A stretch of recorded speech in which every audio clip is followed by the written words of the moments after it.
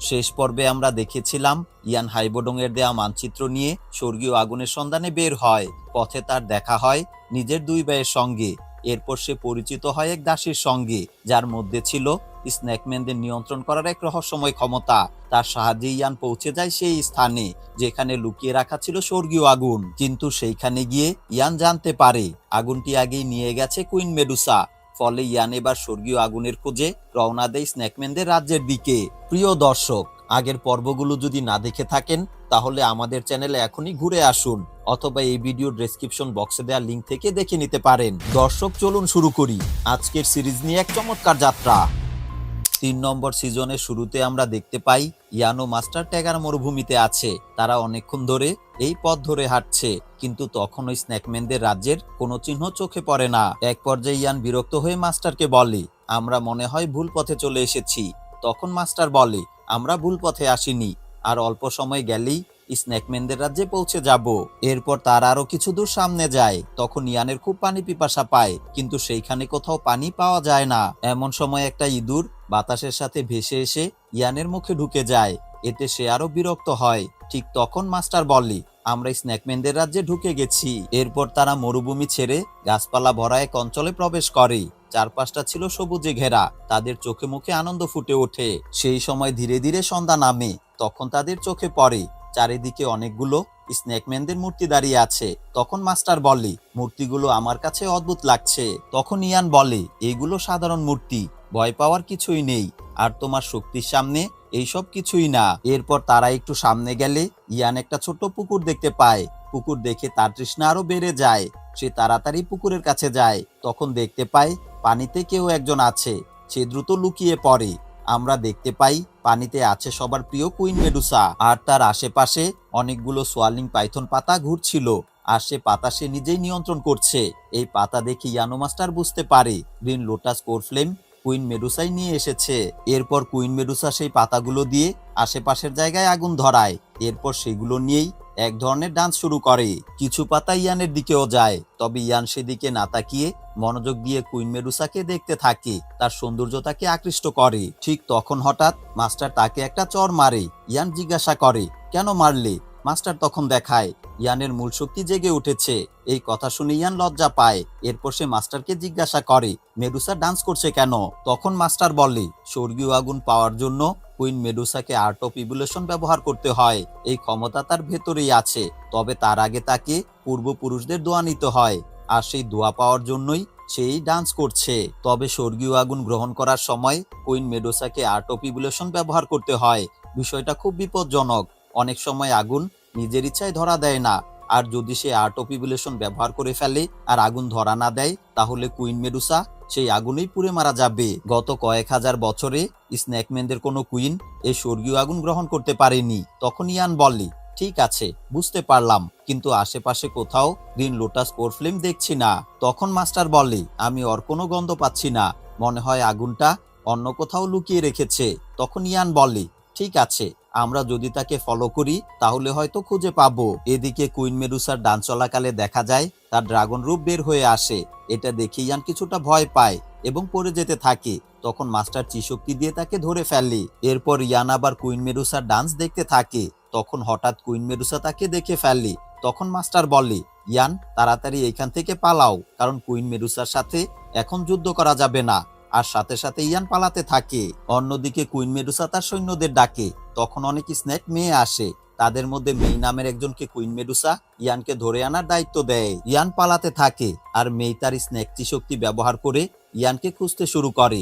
সে অনেক দূর থেকে ইয়ানের অবস্থান টের পায়। তারপর সে তার ফ্লাইং চি ব্যবহার করে আকাশে উড়ে যায় এবং শক্তি দিয়ে অনেকগুলো স্নেক পাঠায় ইয়ানের দিকে। তখন ইয়ান একে একে সেই স্নেকগুলোকে মেরে ফেলে এবং পালাতে থাকে। মেই থামে না, সে বারবার স্নেক পাঠাতে থাকে। ইয়ান দ্রুত তার ফ্লাইং চি ব্যবহার করে আকাশে উঠে যায়, কিন্তু স্নেকম্যানদের আক্রমণ থেমে থাকে না। এক পর্যায়ে ইয়ান স্বর্গীয় আগুন ব্যবহার করে সব স্নেকদেরকে পুড়িয়ে ফেলে। ঠিক সেই সময় মাস্টার বলে, কুইন মেডুসা পুকুর থেকে চলে গেছে, মানে সে তার পূর্বপুরুষদের দোয়া পেয়ে গেছে। এখন সে স্বর্গীয় আগুন গ্রহণ করবে। এই সময় মেই আবার অনেকগুলো স্নেক পাঠায় ইয়ানের দিকে।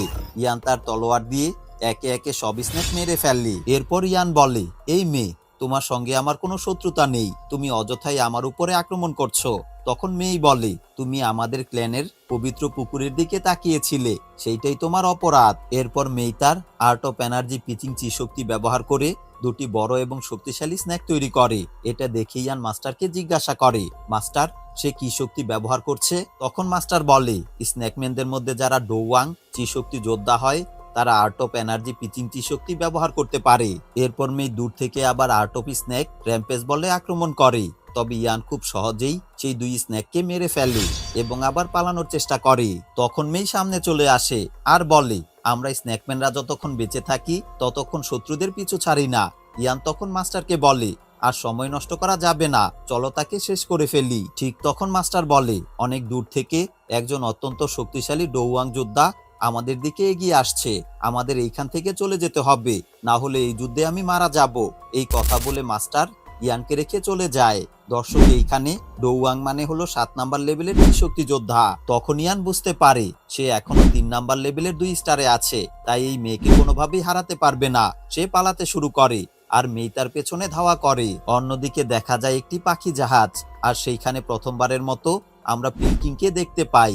সে হচ্ছে জিয়ামা সাম্রাজ্যের সবচেয়ে শক্তিশালী আলকিমিস্ট। তার সঙ্গে মুখোশ পরা একজন মেয়েকেও দেখতে পাই। মেয়েটি বলে, পিলকিং, কাছাকাছি কোথাও 7 লেভেলের যোদ্ধার গন্ধ পাচ্ছি।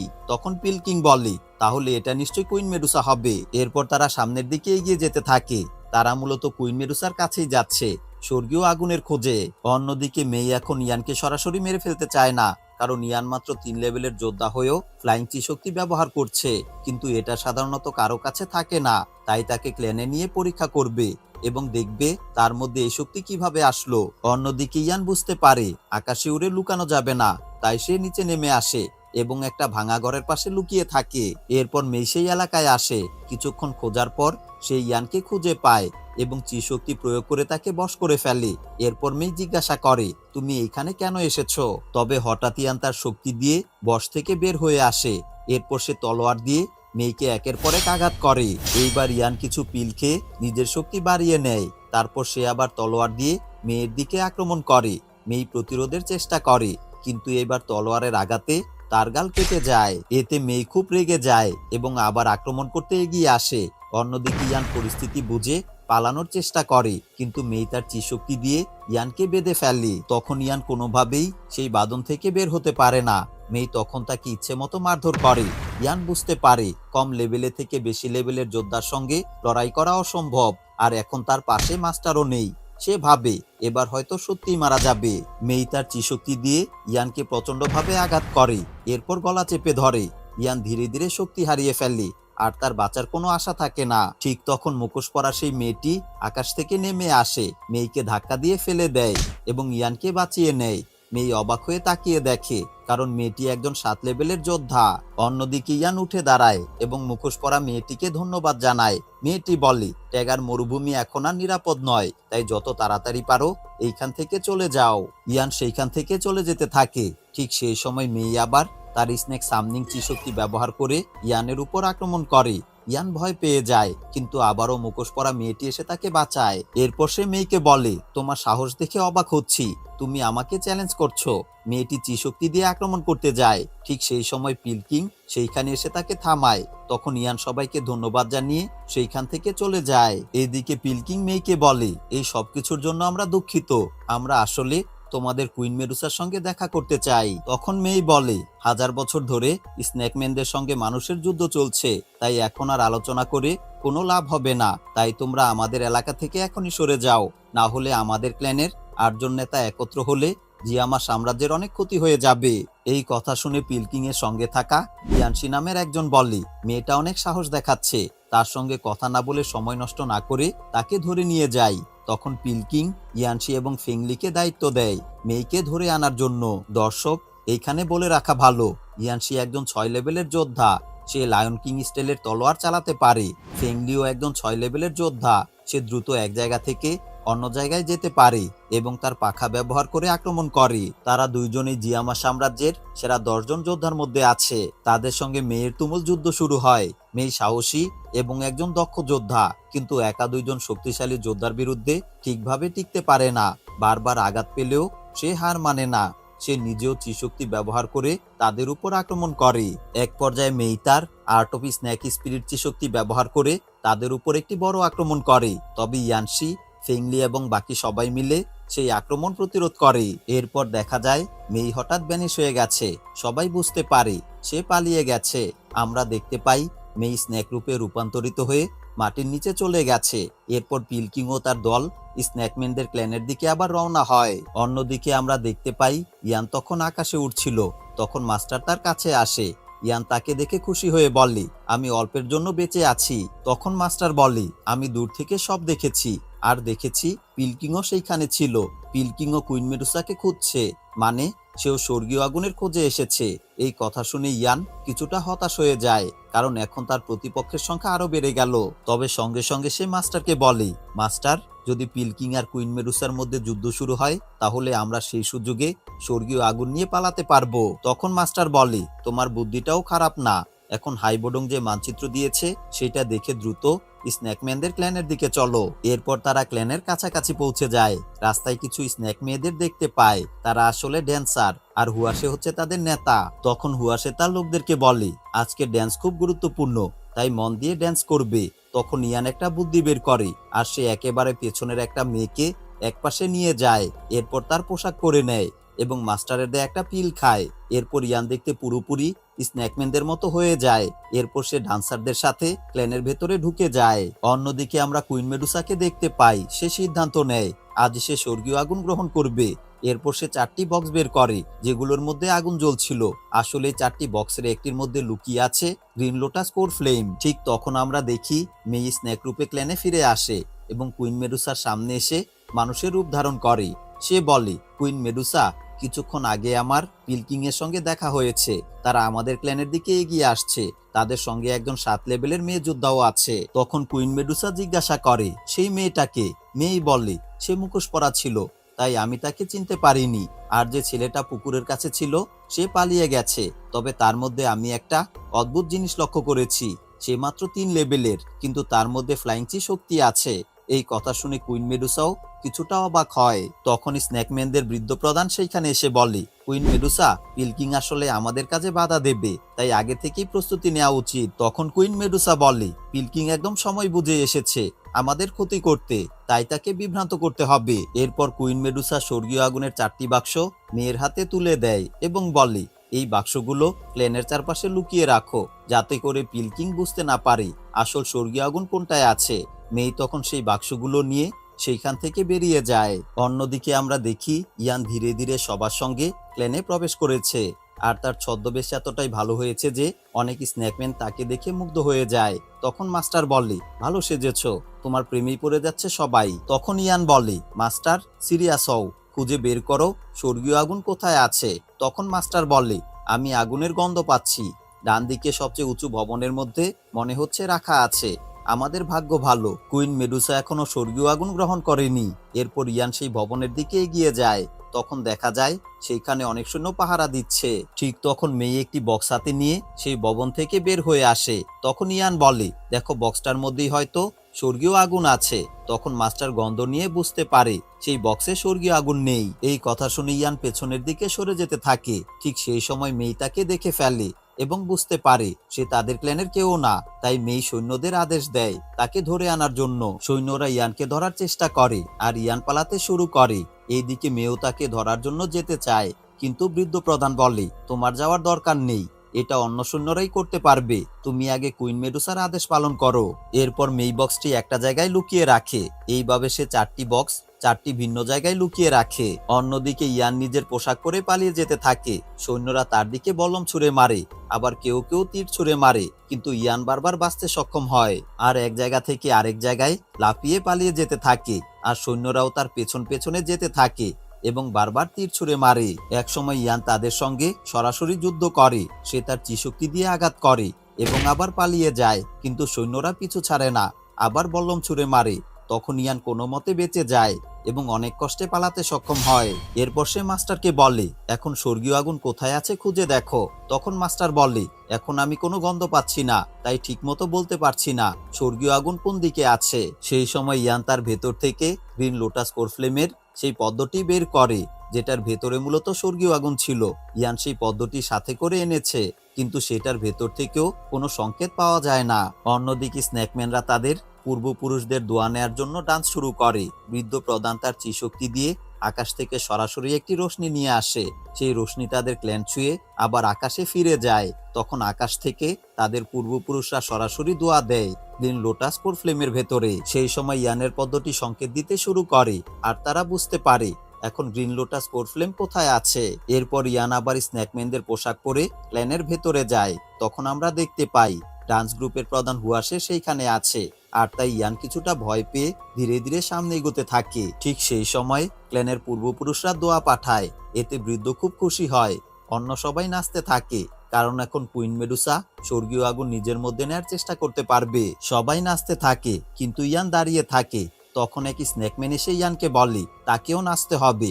উপায় না দেখে ইয়ানও নাচতে শুরু করে। ঠিক তখন পাখির জাহাজে পিলকিং ও তার দলবল সেইখানে আসে। তাদের দেখে স্ন্যাকম্যানদের সবাই অবাক হয়ে যায়, কারণ সাধারণ মানুষ কখনো এই ক্ল্যানে ঢোকার সাহস করে না। অন্যদিকে ভয় পেয়ে সাধারণ স্ন্যাকরা বড় ভবনের ভেতরে যাওয়ার চেষ্টা করে, আর সেই সুযোগে ইয়ানও তাদের সঙ্গে যায়, কিন্তু কাউকে ভেতরে ঢুকতে দেওয়া হয় না। এরপর মেই ফ্লাইংচি ব্যবহার করে উড়ে বৃদ্ধের কাছে আসে এবং জিজ্ঞাসা করে আমরা কি আগে তাদের উপর আক্রমণ করব?